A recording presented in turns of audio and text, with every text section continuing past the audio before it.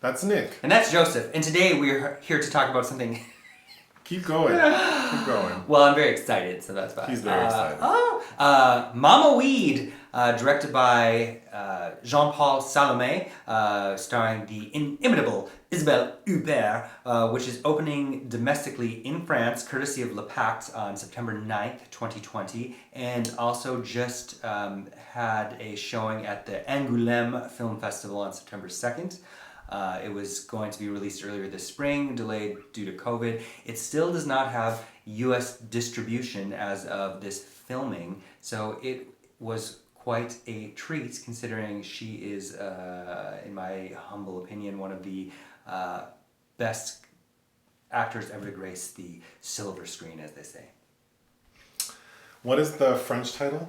The French title is La Daronne, which means the matron. It's based on a novel by Hannelore Cayre, who is, I don't believe that any of her work has been translated into English. Maybe, I don't believe this film, or this novel was. It's kind of a higher end pulp writer celebrated in France. I'll try to explain the plot. So Isabelle Huppert plays a woman named Patience. Patience Portefeux. Patience works for a police department in France. Mm-hmm. She's a translator. Mm-hmm. Her character is half Algerian, half French. Mm-hmm. She speaks Arabic, so she's translating in Arabic. Excuse me. So we find her translating some like petty drug dealers' interactions. Early on, we find out a couple of important things. She's having a romantic relationship with her boss. Mm-hmm. And we also find out her mother is in like a fancy nursing home. And Patience can't afford this nursing home. We also learn that there's a nurse named Kadidja who is quite kind to Patience's mother as well as Patience. All right. So Kadidja, Patience has also been transcribing some audio files, and she realizes that one of the guys who's about to get busted for drug trafficking is the son of Kadidja, the nurse. And she decides to tell her in an attempt to warn the son so he doesn't get busted. So they go through with it. They come up with a plan. They're able to warn him in enough time for him to divert from the trail that the law enforcement had on him and ditch the drugs. And it's a lot of drugs. He has a shit ton of hash that he hides somewhere. The son is still arrested, but the charge is less because he wasn't in possession of these drugs. So now, Patience, Isabelle's character, reaches out to Kadidja and says, I want to sell these drugs. Can we figure out where they are? I want to sell them. You can help me. She agrees to help her. Well, she says, no, I don't want anything to do with it, but you can talk to my brother. Right. Because the brother is the one that got her son involved anyway. Right. So, and I'll sell these drugs, give you some money, I'll keep the money, it'll be all good. So Isabelle kind of knows, Patience knows the general area of where these drugs are located, but she enlists the help of a retired drug-sniffing dog. She adopts him, and his name is DNA. She adopts his drug-sniffing dog to help her find the drugs. She does. She lives in a condo building that is run by a Chinese family, which is important later. She hides the drugs in the basement of the building and finds two knuckleheads to sell them. And she's successful for a while. Scotch and Cocoa Puff. She's successful. Yeah. However, things come to a head because the way Patience is able to manage this is that the law enforcement is tracking Scotch and Cocoa Puff, but she's the one translating what they're saying on these wired calls. So she, of course, is kind of like, she's doing her job, but she's also privy to like what they're up to. So she's always one step ahead. But there's an incident where she's asked to come in like late at night to help translate because the film does a really good job of making the audience forget that the people whose drugs were never delivered are pissed and they want to find their drugs. So at about the hour mark, they bust down the door to some like drug dealers like little hideout, and it's that person who gets beat up who she's translating for. So now she's kind of like, it hits a little too close to home. She becomes apprehensive. She becomes apprehensive. She gets scared. She faints. And so she's not feeling well. She spends some time like in the hospital asleep. And it's during this time that some more intel comes in and a different interpreter translates it. And that's when the police department finds out that the matron, Patience, who's dressed up as this Moroccan, she's wearing a hijab, and she's supposed to be Moroccan, she looks fabulous. They find out that her next drop is like tomorrow at 5:30 in the town square or whatever. Well, they're in Paris. And she's in like a fancy department store. So anyway, they find out that she's doing that, and Patience doesn't know. So what was a really good, like tense, sort of thrilling scene, there's sort of this cat and mouse game between her little druggies who are selling her drugs, the bad drug dealers trying to get their drugs back, and the law enforcement. And a racist taxi driver. While she has her dog waiting. She's successful in evading everyone. However, the bad drug dealers put a trail on her. The bad drug dealers. Because Scotch and Cocoa Puff are just trying to make a few dollars. And so's the matron. So they're not bad, I don't think. So she proceeds with sort of handling her business in smaller increments. So now she has a new system where she's using, like she's putting drugs like in this locker in a department store, like small amounts. So they're doing this thing. She also engages with the Chinese family who runs her condo building to help her launder money. So now they're in cahoots, and they invite her to like a fancy wedding where there will be like big wigs. So there's all this armed security there. And during the reception, the bad drug dealers come in and try to shut shit down, but they're unsuccessful. The security guards like shoot and kill both of them. So kind of like that second climax is now like, okay, well now she's good because she sold her drugs, she made her money, she's decided to move. The bad drug dealers who were chasing her are now dead.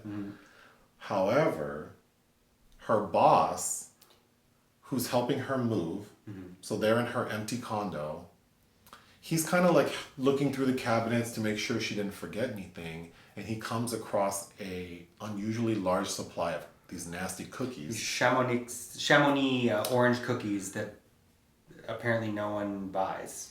So about halfway through the film, to the audience, I think we start to maybe suspect that her boss might know that it's her. Because it's like this little petite lady who speaks French and Arabic. But even like she's at one point listening to herself speaking in Arabic and translating it back to them as something else. And then they ask her, "Can you play it?" And so everyone can hear it. And it's like it sounds just like her. And she even says like, "Oh, what if it's me?" She says it like twice. Like, "Oh, maybe it's me." And she's like, "Oh, she kind of has an accent." Yeah. So sort of that the almost final scene is him taking the cookies, kind of like eating one in front of her and kind of implying that like maybe he knew it was her, but then he says like, I would have quit all of this for you. Which made me think that he was saying if you would have told me you were the matron, I would have like let it slide and maybe just quit my job and to be with you. But she's like, all right, bye. Sightsee in your own time, Beelzebub, and she leaves. So the final scene is her going back to, I think, Algeria. She goes to Amman, where her dead husband is buried. Who died 20 years. It's also important to note that she has two daughters who aren't featured that regularly, Hortense and Gabrielle. But they're having financial issues. Well, she had her husband, who it's intimated that he's maybe into nefarious activities, left her in considerable debt, and it's taken her 20 years to pay it off, and she's just now done that, and she tells one of her daughters like she doesn't know what to do with herself because she had kind of felt connected through her husband through that debt. But her mother is in a nursing home that she can't afford, and she's like 2 months behind on that. She's behind in rent. She needs money. She needs money. But the final scene is her back wherever they buried her husband. And another plot point is there's a photograph of her as a girl on a boat that a famous photographer took, and she paid a lot of money to have it, even though she owes all this money. She has no money. And there are also a lot of conversations. Well, wait, but the final scene is her buying that boat.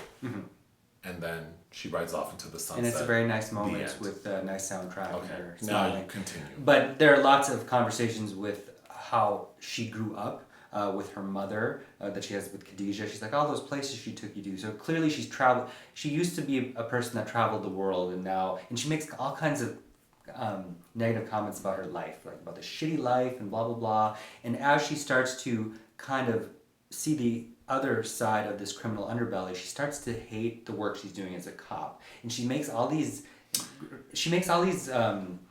grand statements to her boss about how she's working to arrest these young Arabs who are just becoming radicalized in prison. And yeah, she makes it clear that she doesn't necessarily agree with how law enforcement is handling. And she even tells her lover boss, like, how can you do this job? Like, well, and he's played by Hippolyte Girardot, who's a very well-known French actor. He played one of Isabelle Huppert's lovers in the 1992 film Love After Love. Her mother's played by Liliane Rovère, who we saw recently when we reviewed Get Out Your Handkerchiefs. I don't remember that. Oh, well, we reviewed it, and you liked it. I did? Mm-hmm. That's good to know. Oh my God. Farida Ouchani plays Kadidja, who's also in, she's prominent in Laurent Contet's The Class. And I also really like Nadja Nguyen, who played Colette Faux. So it's really an intricate story of women kind of depending on each other. Yeah. And about kind of the gray area between what's right and what you need to do to survive. And how women are kind of the only ones able to navigate that. I'm going to go through my notes really fast.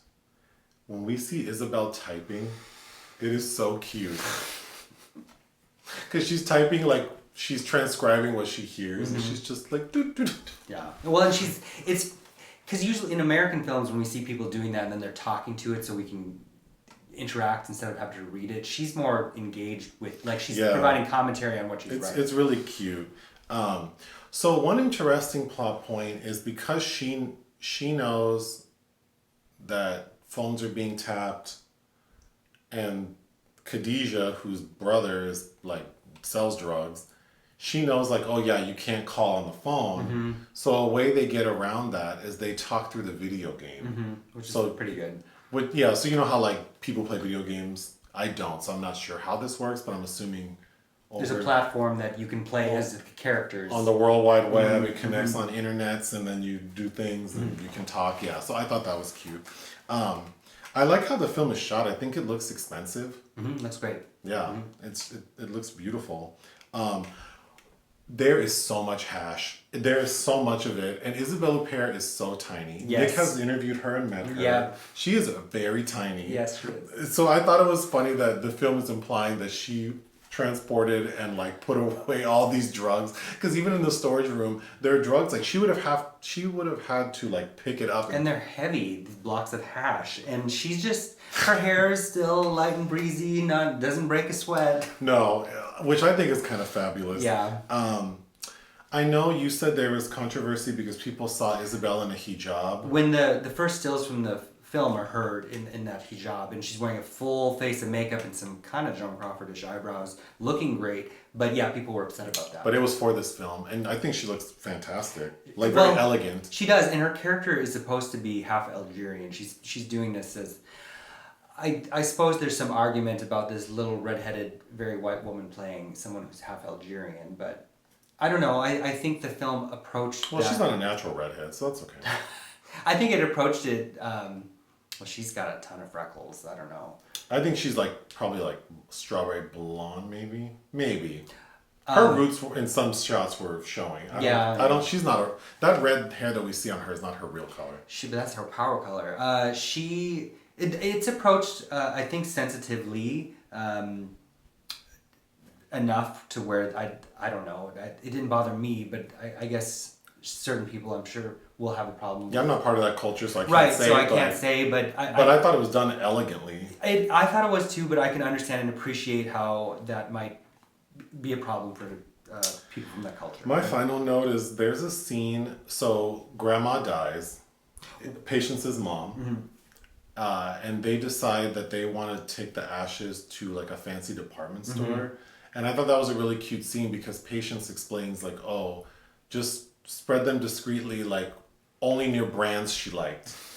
And then we see Isabelle with like a bag. It looks like like when you grab dog poop, like that kind of, like a cheap plastic bag filled with ashes. And she cuts a little corner and just walks through the department store with these ashes dropping.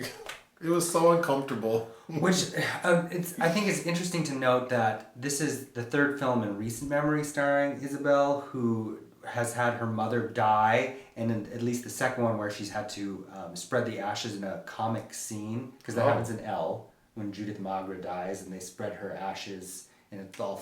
Oh, that's right. I do remember that. And then in Things to Come, when Edith Scobe dies, they don't spread the ashes. But yeah, she's always doomed to have her mother die in narratives, but... we have to mention you have a tattoo of Isabelle on your back. Oh yes, it's very large. Yes. It's from the Vanity Fair cover she did in 2018. Was that 2018 now? Where she's clutching that large cat. I don't know if it's an ocelot or... Do you have more you want to say?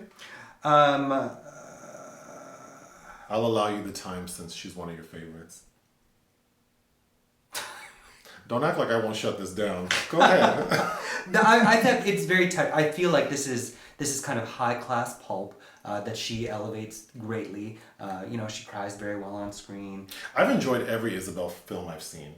I think she's really great on screen. Oh yeah. Yeah. So. Obviously, if you're a fan of her, you're gonna like this. But it's very touching. Like it's a unique story. Mm-hmm. It's well executed. Yeah, there's a lot of tension. Oh, that's what I wanted to say. I think the English title, Mama Weed, is kind of misleading. Yes, because I for sure, based on the poster and the title, I thought it was going to be sort of like a slapsticky... Well, there's a film, I think it might be the last role for Bernadette Lafont, was in a lot of Claude Chabrol films, who's the director kind of responsible for Isabelle being who she is. Where she plays an old woman who's struggling to make ends meet and ends up selling marijuana. And that's a very slapsticky comedy, so I was kind of afraid this would be like that, but it isn't at all. I think the original French title is much more appropriate, but yes, for marketing reasons perhaps. But I think it's very touching when Kadidja tries to tell her, when Isabelle reveals that her son, she knows her son's doing nefarious things, and she's like, well, we're not bad people, we're not crooks, and she says everybody wants an easier life. And yeah, I wrote that down too. Everyone wants an easier life. Yeah, that really, I thought that was a really, that could actually be the tagline for the film. Mm-hmm. Yeah. And this isn't at the level of a Things to Come per se, but the end with Isabelle on the boat and the music that's playing, it just topped it off very nicely in a way that the French really can only do. I don't know. What would you give this film? I'd give it 3.5 out of 5. I would give it 3.5 out of 5 as well. Was that it? Yeah, that's it. All right, thank you. Bye.